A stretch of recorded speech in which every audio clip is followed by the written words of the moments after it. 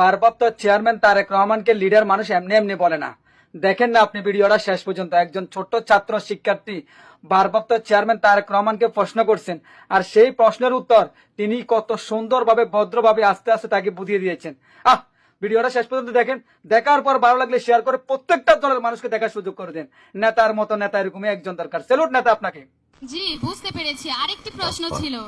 আরেকটি জি বলো বলো বলো বলো। আঙ্কেল, আপনি আমাদেরকে যে কথাগুলো বললেন, আমাদেরকে আশা দিলেন, এগুলো কি শুধুই কথার কথা যেমন অন্যান্য রাজনৈতিক নেতারা বলে থাকেন? আপনি কি সত্যি আমাদের দিকটা ভেবে দেখবেন? আসসালামু আলাইকুম। ওয়ালাইকুম আসসালাম। আমার নাম সিদরাতুল মুনতাহা। আমি আসিয়াবাড়ি আদর্শ বিদ্যালয়ের 8ম শ্রেণীর একজন ছাত্রী।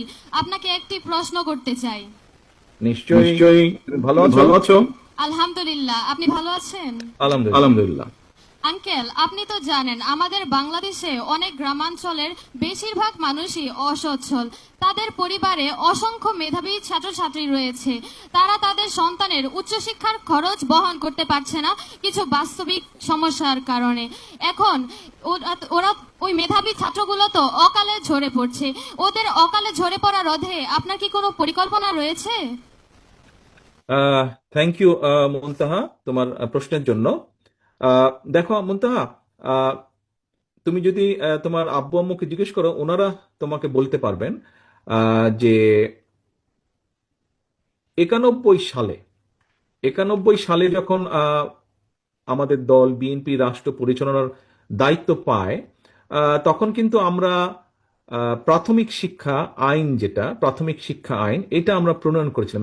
এটা ছিল বাধ্যতামূলক। হ্যাঁ, এটা ছিল বাধ্যতামূলক।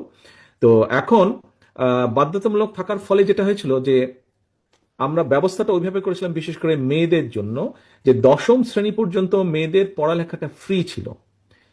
10ম শ্রেণী পর্যন্ত মেয়েদের পড়ালেখাটা ফ্রি ছিল। পরবর্তীতে এটা ইন্টারমিডিয়েট পর্যন্ত করা হয়েছে। এটা গেল 1 নম্বর। এর বাইরে 1993 সালে আমরা খাদ্যের বিনিময়ে শিক্ষা কর্মসূচি আমরা চালু করেছিলাম। তারপরে শিক্ষা উপবৃত্তি চালু করা হয়েছিল।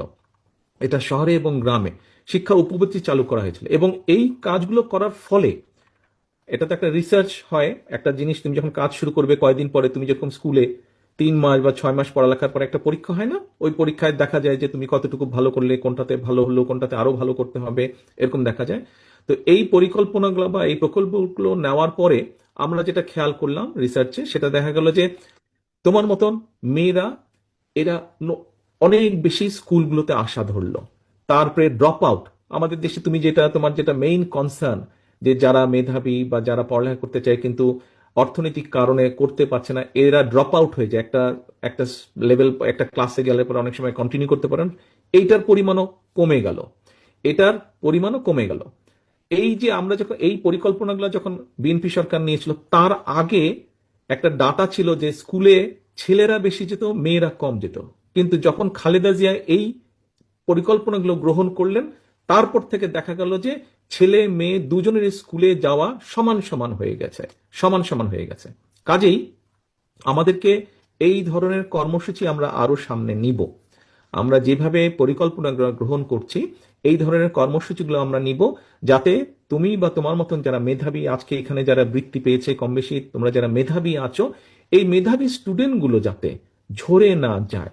এবং সেই জন্য একটু আগে আমি নকিবকে যে বলেছিলাম ল্যাঙ্গুয়েজ এর কথা, ও যে আমাকে ভয় পাচ্ছে যে আরেকটা ল্যাঙ্গুয়েজ কি করে শিখবে।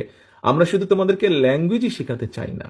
তুমি এই যে বললে যে কিভাবে উচ্চশিক্ষা যার যার সেই মেধা আছে সে এগিয়ে যাবে, কিন্তু বাকি অন্য যারা যতটুকু যেতে পারবে, কিন্তু বাকি সবার জন্য আমরা যেরকম ল্যাঙ্গুয়েজ শিখাবো, আমরা ভোকেশনাল ট্রেনিং দিব তাদেরকে, আমরা তাদেরকে স্পোর্টসে ভালো করার চেষ্টা করব, আমরা তাদেরকে যেই স্পোর্টসে ভালো সেইভাবে আমরা চেষ্টা করব তাদেরকে আর্ট বা কালচারে ভালো করার জন্য।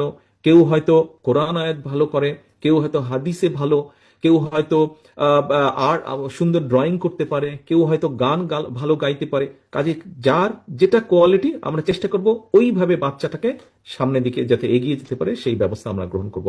আমরা চেষ্টা করছি পুরো পরিকল্পনা, আমি জানি না তুমি পুরো বিষয়টা বুঝতে পেরেছো কিনা। এখানে অনেক সিনিয়র মানুষজন আছেন, এলাকাবাসী আছেন, এখানে হয়তো অনেকেই বুঝতে পেরেছেন। আমরা পুরো শিক্ষা ব্যবস্থাটাকে ওভাবে সাজানোর চেষ্টা করছি। তুমি কি আমার প্রশ্ন বুঝতে পেরেছো তাহা? জি, বুঝতে পেরেছি। আরেকটি প্রশ্ন ছিল।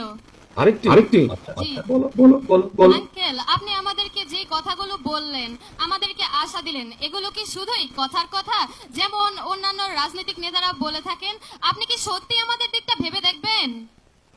আচ্ছা দেখো, আমি কিন্তু তোমাকে তোমার প্রথম যে প্রশ্নটা ছিল ওই প্রশ্নের উত্তরে কিন্তু আমি বলেছি যে এর আগে এই যে আমি বললাম শিক্ষা উপপত্তি, তারপরে ধরো এই যে মেয়েদের শিক্ষা ব্যবস্থা ফ্রি ক্লাস 10 পর্যন্ত, তারপরে 12 পর্যন্ত, এই কাজগুলো তো আমরা করেছি।